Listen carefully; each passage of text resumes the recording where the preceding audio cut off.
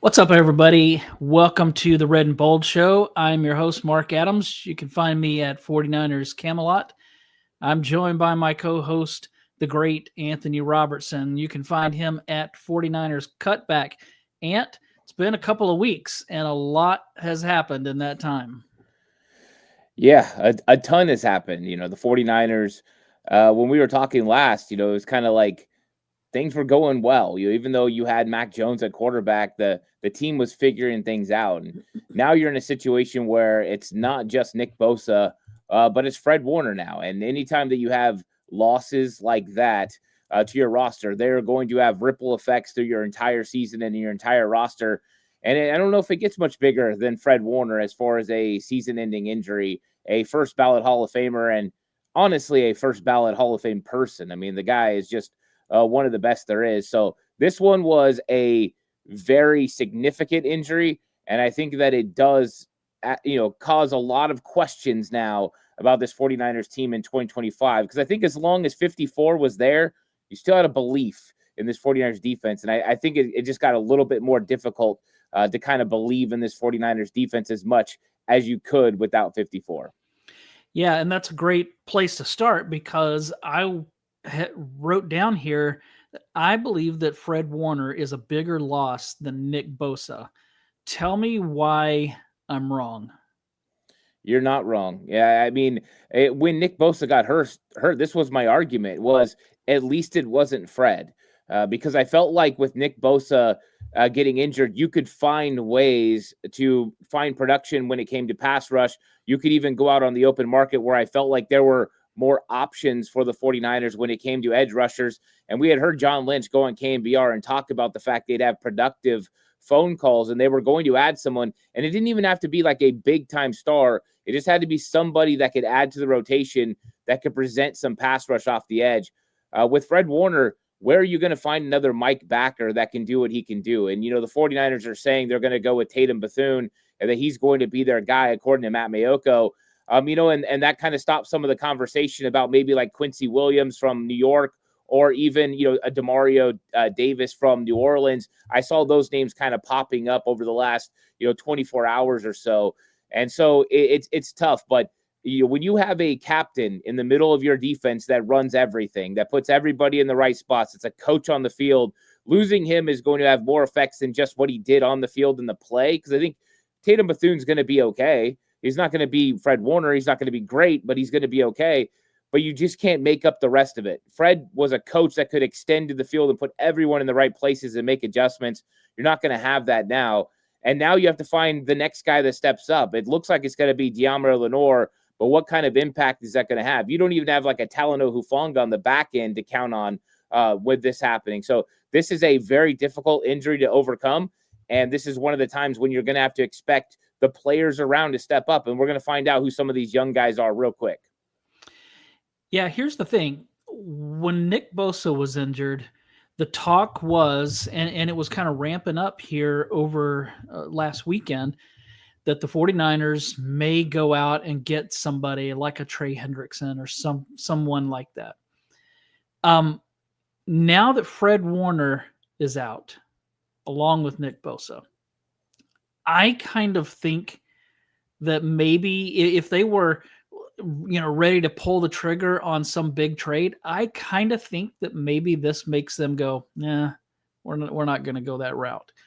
And some of that is based on, I guess Tim Kawakami asked Kyle Shanahan, is this similar to 2019 when you guys went out and got Emmanuel Sanders? And Kyle said no, because we had a Super Bowl defense and all we needed was a wide receiver. That's not where this team is at. So I don't know about you, but I kind of think that the Fred Warner injury may have ended the thinking on the 49ers side, hey, let's go add a big fish. What do you think? Yeah, I mean, it definitely makes them push pause for sure. Because if you added a big fish to Fred Warner, then yeah, you're making up a little bit of that production you were losing from Nick Bosa. It made sense. You were a quality defense. You were probably around top 10 defense in the NFL. Without Fred Warner, we don't know how far this thing falls. And I see the comments in the comment section. They're right about Tatum Bethune. Tommy's saying he's not very good in coverage, and that's 100% accurate. And that's one of the question marks about this 49ers team. So I think they do a wait and see. After Nick Bosa, I thought it was wait and see. Let's see what we can get out of our defensive line before we determine what we want to do. I felt like they had a good barometer on what they needed to do after seeing what kind of production they were going to get. And then they were going to make a move. Now with Fred Warner, I think it's another wait and see. I think they sit back, they wait. They're going to play this thing out all the way until the trade deadline.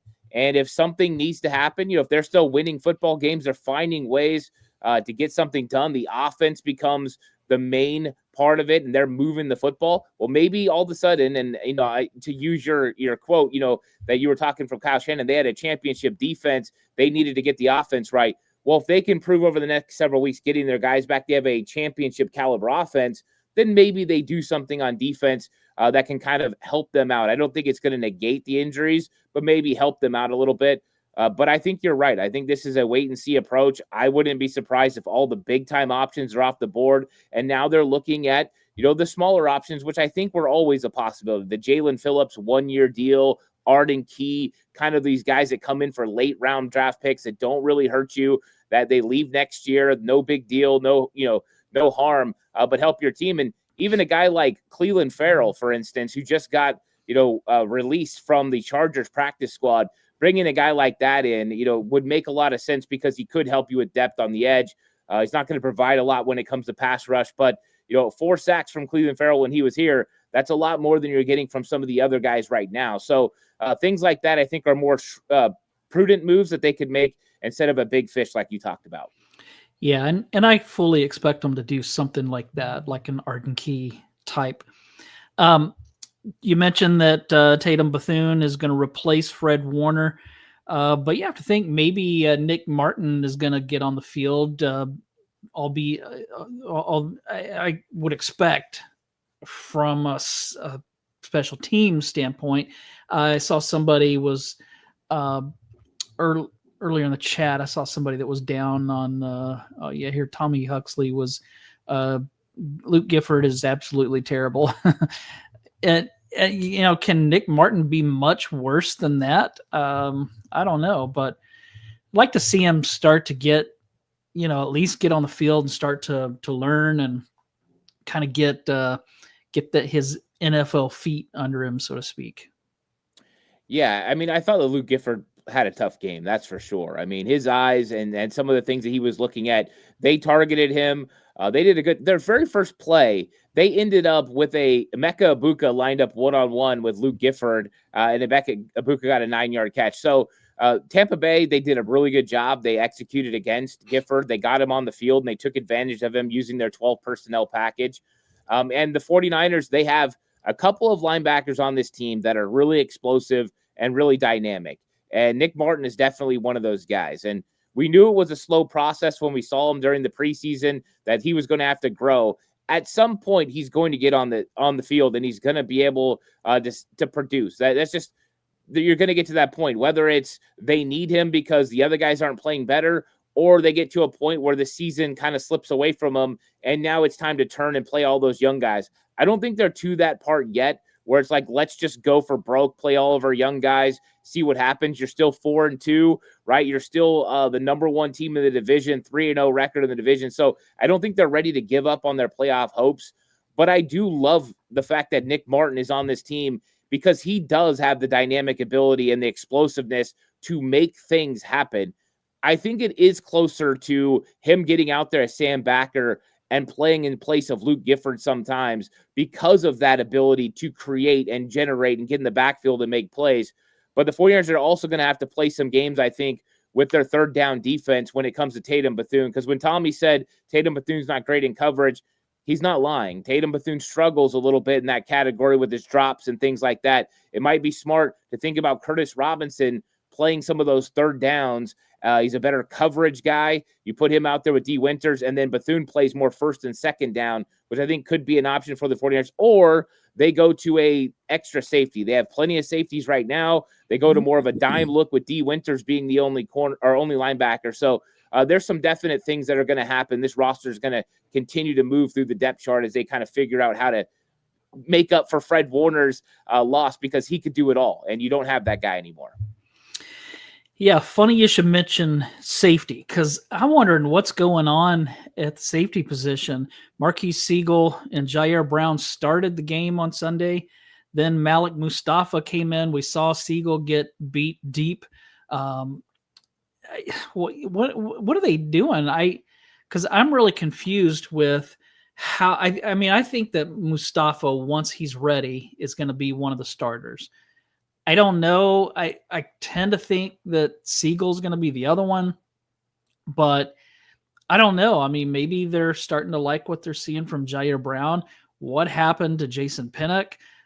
It's really, I was confused on Sunday what they were doing at safety.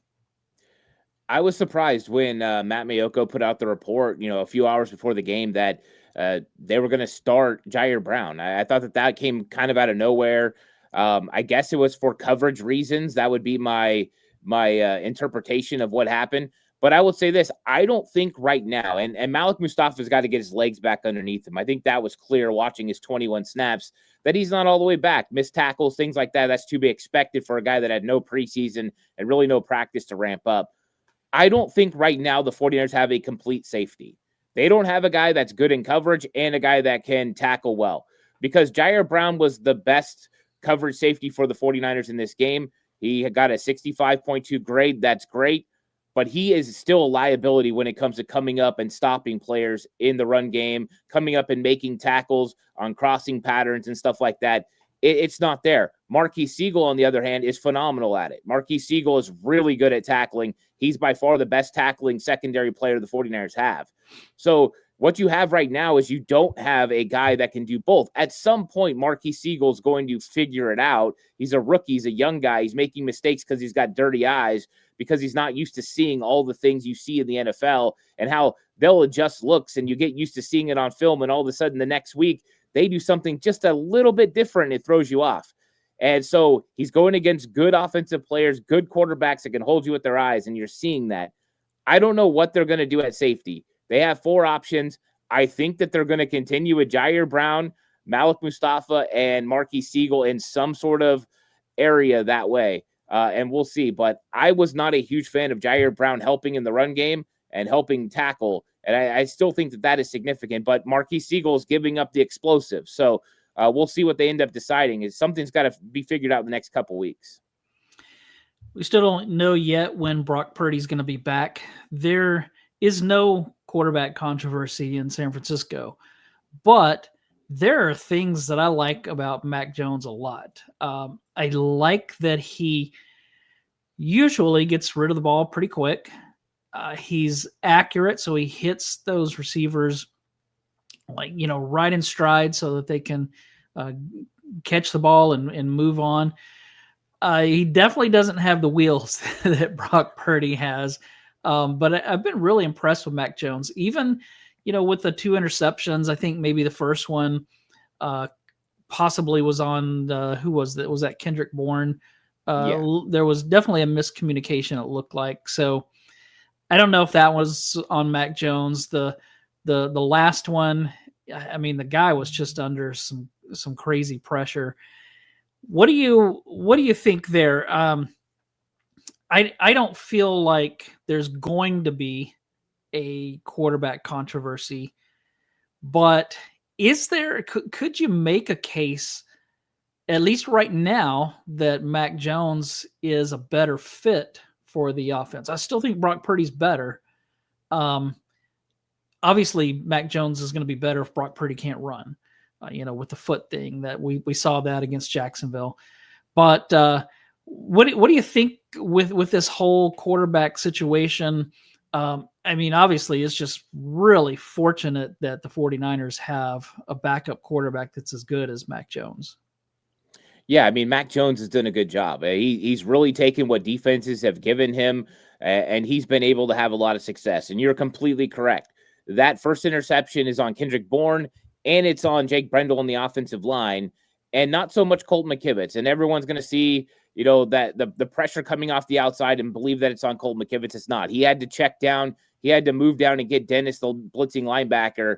And you got to give a lot of credit to the Tampa Bay defense. They did a good job of disguising where the blitz was coming from. Jake Brendel moved protection one way. The blitz actually came from the other side with Hassan, and it wasn't even a blitz. It was a four-man pressure, which is frustrating. Hassan Reddick comes from the other side, and it gets that pressure on Mac Jones where he has to make that split-second decision. And Kendrick Bourne, doesn't continue to run out. Now, in the moment, I think that there's a misread in coverage, but it doesn't matter, right? You have to just get rid of the football, and I understand. The second one, not as good. That one, he misread the coverage. He should have thrown it to Jake Tungus underneath. He did that again. The ball to Marquez Valdez-Scantling, where Scantling ended up hitting the ground, almost made a spectacular catch.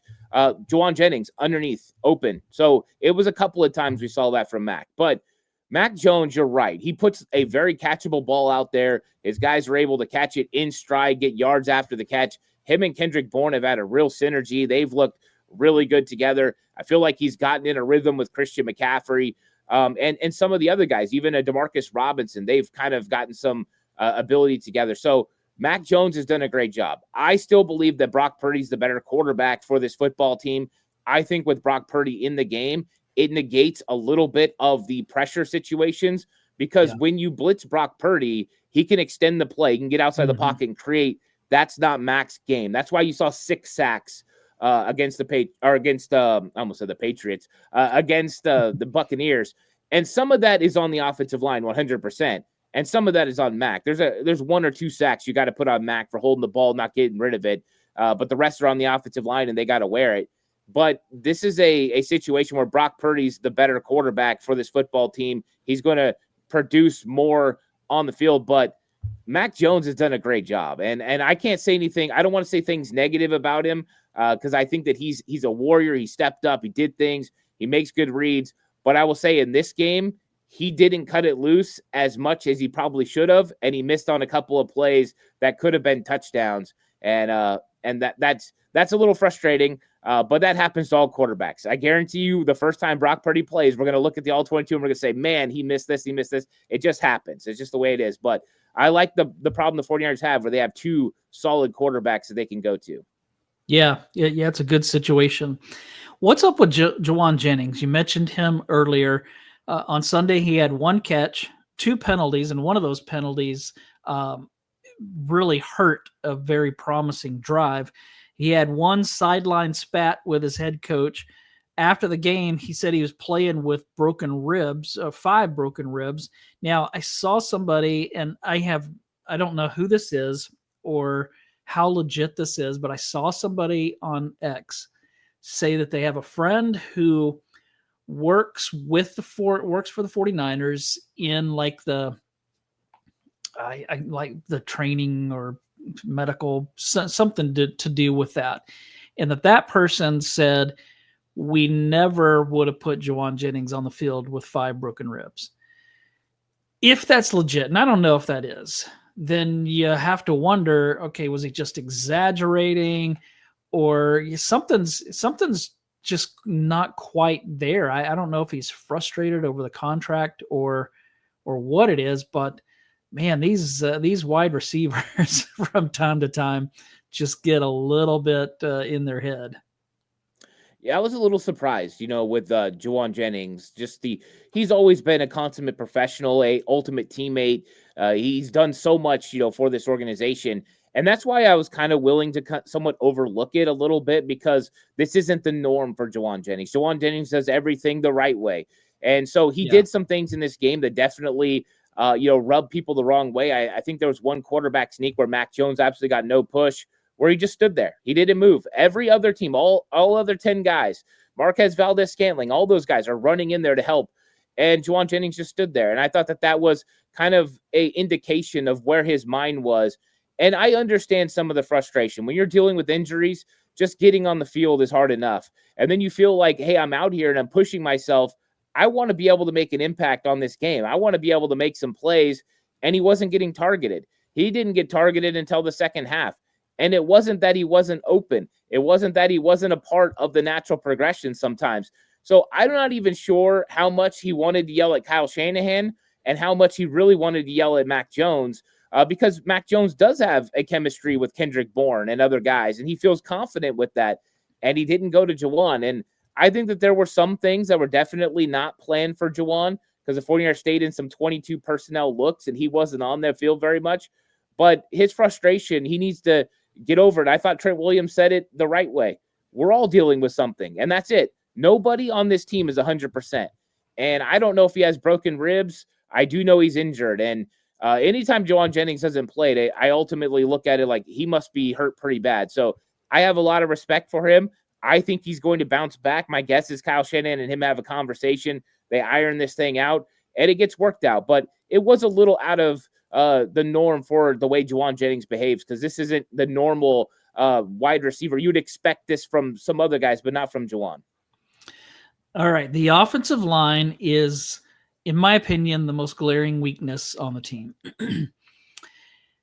Rank the 5 starting offensive linemen best to worst for 2025. Obviously, Trent Williams is the Hall of Famer that we know, but I don't know if he's playing the best right now. To me, Colton McKivitz has been playing better. Now, you're the offensive line guru, so I'm really interested to see what you say here. I'm going to give you, let's see, I'm going to go Colton McKivitz, Trent Williams. Gosh, and then it gets bad after this. Man, I think I have to say Brendel, even though that pains me to say that. And then Connor Colby, and I think that Pooney right now is playing the worst. Tell me what you think. Yeah, I think that Colton McKivitz has struggled a little bit over the last 2 weeks. Before that, it would have been an easy Colton McKivitz is the best offensive lineman right now. He also gets the most help. I gotta say that because you have Trent Williams on the other side, the 49ers chip and do a little bit more on Colton McKivitz's side. I'm still putting Trent Williams number one. I think that Trent Williams, just like that touchdown run for Christian McCaffrey, Trent Williams pushed his guy 5 yards deep into the end zone. I don't think it's been as good for Trent Williams for sure. I think he is dealing with the knee still. I don't think that he's going to be that perennial all-pro caliber guy. He's still a good enough offensive tackle. So one of the best left tackles in the league, and it's tough to play left tackle where you go against the best. So I got Trent 1. I got Colton McKivitz 2. I think it is close. I think you got it switched. I think it's fine. Both those guys have been playing pretty well. We've just seen moments. On the inside, though, I'm not going with Jake Brendel, number 3. I think Jake Brendel's had some struggles, especially recently. He made some mistakes when it came to some of the mental parts of it, sliding protection and giving help. They had to give him a lot of help, which put a lot more pressure on Dominic Pooney and Connor Colby this week, dealing with Vita Vea, who was lining up over Jake Brendel because they knew that was the weak spot in his game. I'm going Dominic Pooney 3. I'm going Jake Brendel 4, and then I'll go Connor Colby. This week was Connor Colby's best game since the first time he stepped in. And I think that that's a good sign, but he also didn't get a lot of Vita Vea looks. And so that helped him out a lot. But it was a good improvement. But I think that he's still got a ways to go. If he can show me consistency, and that's how I kind of rate things. Dominic Pooney's not having good games, but he's still a little bit better than those other two. But really, those interior offensive linemen, it's Colt McKivitz and Trent Williams up here, and it's that interior part of that offensive line that's pretty low. It's a pretty steep drop-off right now, and that's sad to say. Dominic Pooney has not been the same. I think it's the knee. I'm hoping it's the knee because we haven't seen a drop-off like this for a starting right guard since Spencer Burford, right? Burford was the same way, really good, and then his sophomore season, it fell apart, and I'm hoping we're not on the same trajectory for Dominic Pooney. Yeah, I would guess that it's probably related to that knee injury, so we probably won't know until next season. Isaac Guerendo is no longer on the kick return team. I don't know if he's playing special teams at all because I haven't really paid attention to that. Is it time to replace him with Jordan James? Because if Guerendo's not getting any offensive snaps, he's not returning kicks, I don't know that that's what Jordan James is going to do. They had Brian Robinson doing it on Sunday. I just think you have this rookie that's now healthy. I would rather see what he can do than have Guerendo just doing nothing. Yeah, I mean, I think it's a good point. Guerendo is playing other special teams. I've seen him in there on the punt unit and the field goal unit and things like that. So he is playing special teams, but he was providing nothing when it was coming to kick return. I mean, Sky Moore is definitely the better of the two. And, I think that they are missing Jacob Cowling when it comes to that part of the equation. I think that it's not a bad idea to put Jordan James back there. Shoot, I was okay with the Brian Robinson one. Not like Brian Robinson's getting a ton of carries right now anyways. Go see if he can create. I don't think they have a dynamic returner outside of Sky Moore, and really he hasn't got anything that he's been able to break. We just know he has the potential to break something. And so, but teams have been willing to kick it to Sky Moore as well. So I don't know what's up with Garindo. I don't know how they're feeling about him. I do know he's not getting any snaps on offense, like you said. It doesn't look like he's going to get any snaps on offense anytime soon, especially the way Christian McCaffrey is just kind of tearing through things. They need him on the field now with George Kittle coming back. That will help Christian McCaffrey be able to take plays off, maybe get a little bit more Brian Robinson out there because you have a different draw than just Christian. Right now, the defenses have to worry about Christian McCaffrey, and that's pretty much the number one guy.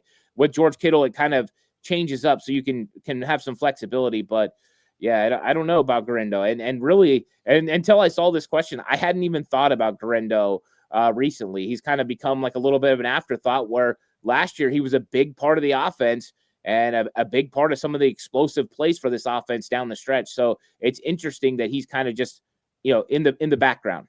Yeah. And, I think some of it has to do with that he will occasionally fumble. And I know with Kyle and Bobby Turner, they do not like when their running backs put the ball on the ground. They hate that. And all coaches do, but they just seem to lean more toward those guys like Elijah Mitchell, who they can count on to not put the ball on the ground. Speaking of Sky Moore, why does he keep fielding punts inside the 5-yard line? He fielded 2 of them on Sunday at the 2. But I can't imagine Brant Boyer likes this. I hate it. I don't know why he keeps doing that. Yeah, the fact that it happened back-to-back times is really surprising to me. Normally when something happens, Sky Moore did this once before in a game. The very next time he let the ball go over his head and into the end zone. And that's a direct, correlation to Brant Boyer walking up and say, don't do that again. So I don't know what happened. I don't know if he lost where he was on the field or what, but fielding those 2 balls inside the 5-yard line was extremely surprising and a bad move. The 49ers lost net yards on both occasions. One of those, he got out to the 16-yard line. That's minus 4 yards, and that could be huge as far as scoring and field position. So I don't know why he's doing that. I know that they had changed a little bit of the mindset. It used to be that you put your heels at the 10-yard line, anything over your head, you let go. But with some of the punters and some of the ways they've been able to put spin on it, I knew that a lot of teams had moved it to the 8 or to the 5. But he was catching those balls at the 1 or 2 yard line. So that would have had to be one heck of a kick for that to bounce back. So I thought that was interesting. I don't like that. I don't think Brant Boyer is going to like that. And I can tell you right now, Kyle Shanahan's going to let Brant Boyer know that shouldn't happen anymore. So hopefully Sky Moore doesn't do it anymore, because that's just a big mistake. That's a loss of field position. Yeah, it's bad. I hate it. And every time he does it, I complain to myself. Not that anybody's listening. All right, let's turn our attention to the Falcons game on Sunday night. This is going to be a tough one because we saw what the Falcons did on Monday Night Football. This is a better team than what people realize. And it's going to be interesting because down the road, there are some teams that we thought probably would be easy wins for the 49ers that now may not turn out to be that way, but that's part of what makes it fun. Can the 49ers defense slow down Bijan Robinson? Because this kid is elite, and they've struggled stopping the run again. And I mean, I assume you watched him play Monday night, or at least saw the amount of yards that he had. I mean, he was a huge difference maker. What do you think? Can they slow him down any, or could this get ugly? Well, it just got a lot tougher. Normally you would say Fred Warner and D. Winters matching up with Bijan Robinson is a good matchup. 49ers can somewhat hang with them. It's like those things. You're not going to stop him, but can you slow him down enough? So there's 2 running backs in the NFL right now that have over 100, scrimmage yards per game every single game. And it's Bijan Robinson and it's Christian McCaffrey. These guys are just tearing it up. With Bijan Robinson, he's got over 800 yards on just 106 touches. Like, the dude's explosive. And I think that that's one of the big problems for the 49ers is they've been running the ball really well in Atlanta. They average over 150 yards per game on the ground. And so I worry that Bijan Robinson is going to get going. And if he gets into the open field, he's a problem. And I think we saw this a couple years ago when the 49ers played Detroit and Jahmyr Gibbs got that speed out on the edge. And that was a real problem for them. So I think this is a very tough matchup for the 49ers. I'm curious to see what they do if they try to bring an 8th guy into the box and they try to put the onus on Michael Penix Jr. to go out there and win, and make some of these big throws to Drake London. They are a little bit injured in the wide receiver room. Darnell Mooney, Ray McLeod, both been dealing with hamstrings and other things. So there is a little bit lack there. So they got Drake London, they got Kyle Pitts, Bijan Robinson is still enough. But yeah, I think that this is going to be a tough one for the 49ers. And I don't know exactly how they match it up. But I think that they're going to have to keep all eyes on Bijan Robinson through the whole game. Is that the part of facing Atlanta that scares you the most, or is there something else that has you more concerned? I would say their defense. I mean, their defense has been really good this year. They give up, basically nothing through the air. They are the best pass defense in the NFL. They are a 32% of the time you are able to convert on third down. That's near elite levels. They only give up, 250 yards per game or something like that. They are really good right now on defense. And of course, they've played one less game. They already had their bye week. That Buffalo Bills got to deal with Atlanta coming off a bye week. And I'm sure, that played a little bit into the game planning and things like that. But I do think that defense is pretty good. And they do have some edge rushers that could present some problems. You see guys who were with the 49ers, and you see a lot of young guys like Jalen Walker or James Pierce Jr. They got Arnold Ebiketie. So they've got a lot of edge presence. So if you get to third down and it's 3rd and long, they can come get you. I think that's a big reason why that I hope it's Brock Purdy that's playing quarterback and he can move around the pocket and escape. Because if it's Mac Jones and he's a sitting duck in that pocket, he's going to have to get rid of the football quickly. And if not, he's going to get sacked again. And you might see another similar situation to the Bucs, because I feel like Atlanta's pass rush is better than the Bucs. Oh, wow. That is scary. Where do you think that the 49ers have the advantage?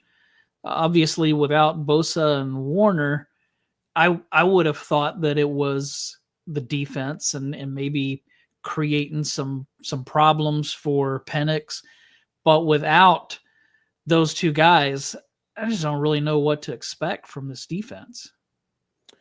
Yeah, with the defense, I think that it's going to be a little bit more difficult for Robert Saleh. I think he's going to have to get more aggressive. I talked about bringing an 8th guy in the box, and I think they're going to have to do that. They've really loved to sit in their too high look. They play quarter shell more than any other team in the NFL, and they want to be able to stop the run with 7 guys. And for the most part, they feel comfortable kind of giving up that 107 yards per game on the ground. Like, if you get it right around 100, they're not worried about it. They feel like they can still win. I don't know if you can kind of let Atlanta get the run game going in this. I mean, these guys are really good, and I'm afraid it turns into the Jacksonville type style of game where Jacksonville is able to run the ball a lot, take advantage of time of possession, and kind of wear that 49ers defense down. So I think it might be aggressive time, put Malik Mustafa, put Marquis Siegel in the box and try to take away that run game and force a lot of 3rd and longs and really put the pressure on Michael Penix to get rid of the football and blitz him heavily. He's not got the ability to scramble. He can scramble, but he's not got the ability to scramble like some of the other guys you win against in the league. So I think that that's kind of the thought process of going against them and taking them away. But it's not going to be easy. They have playmakers. They have weapons on offense. But one thing to watch, Jake Matthews is dealing with an ankle injury. He's day-to-day. If he doesn't play in this game, that could be a huge development that could help the 49ers get after the quarterback a little bit easier. Joe Carmack asked, are Givens and Mustafa back this week? Mustafa was back last week. Kevin Givens, was he back? I don't remember. No, he wasn't back. Yeah, I didn't remember him being activated. So,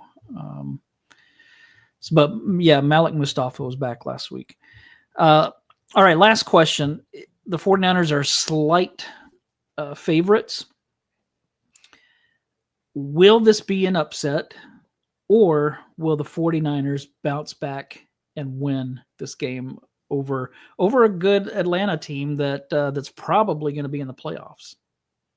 Yeah, I mean, you brought it up. I mean, the point spread right now, FanDuel has it at 2.5. It's usually 3, for the home team. That basically means it's pretty even. And I think that, what the Atlanta Falcons did on Monday night to the Buffalo Bills definitely got everybody thinking about that. I think this is going to be a tough one for the 49ers. The question is going to be, I think the X's and O's, you can find ways to win.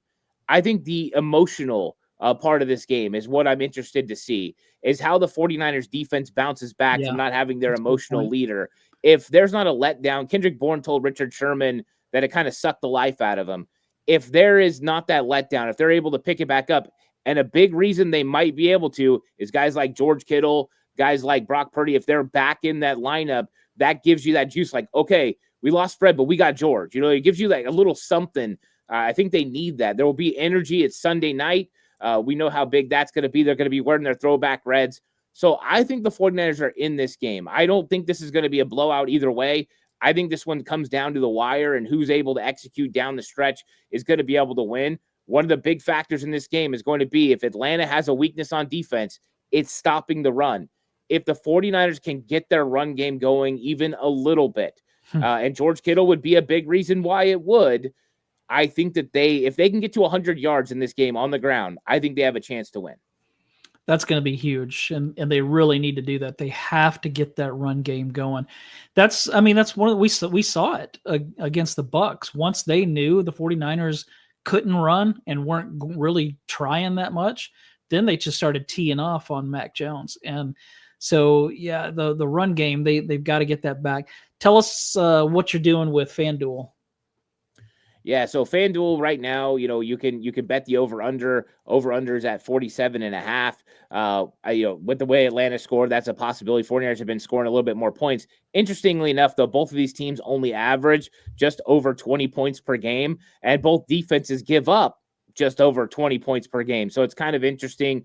They're going to give each other opportunities. But if you're going to bet with FanDuel, there's lots of player props. I've been finding a lot. Last week I had Mac Jones, going over 100 or 250 yards. That was easy money, and he definitely did that. I came up just short on my Christian McCaffrey. I had him getting over 60 passing yards, and he got 57. Of course, if you just took the normal Christian McCaffrey, 53.5 over under, you would have won. I went for a little bit more to try to make a little bit of extra cash. But yeah, lots of cool player props and stuff over there on FanDuel. If Juwan Jennings would have just made that one block, or Mac Jones would have made that one read, or Jake Brendel would have made the block on the screen, McCaffrey probably would have broke free. Yeah, for sure. Yeah. All right, that's all that we have for today. Please take a moment to hit that subscribe button so that you can be alerted whenever we go live. We appreciate that. Everybody have a great rest of your week. Ant, thanks so much. Look forward to talking with you next week. Hopefully we'll be discussing a 49ers win. See you next Wednesday.